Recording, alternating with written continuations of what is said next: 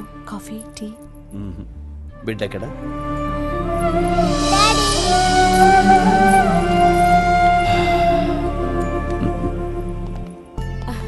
రామ్మా. ఏమా ఆరోగ్యం ఎలా ఉంది? బాగుందన్నయ్య.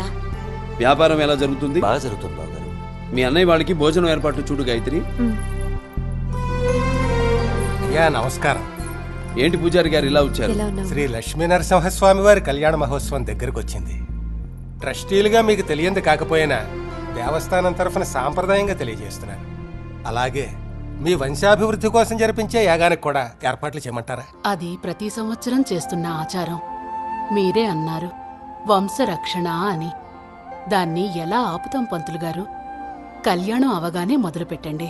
అలాగే మీ చేతుల మీద ఇంకో కార్యం కూడా జరిపించాలయ్యా. ఒక పేదింటి పూజారిని 2 పూట్ల 4 వేళ్ళు లోపలికి వెళ్ళడమే కష్టం. అలాంటిది నా బిడ్డని MBBS చదివించి డాక్టర్ని చేశారు. దానికి మంచి సంబంధం కుదిరిందయ్యా. ఓ, అది మీ బిడ్డ లాంటిదే కాబట్టి స్వామివారి కళ్యాణం అయిపోగానే ఈ శుభకార్యం కూడా మీ చేతుల మీదుగా జరిపించండి అయ్యా.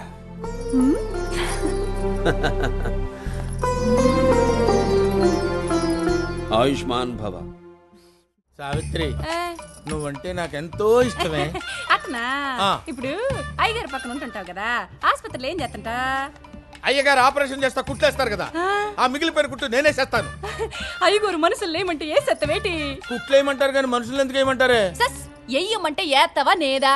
ఓ నీ అమ్మ కడుపు మాడా, హింస అంటే అంత ఇష్టమేంటే నీకు?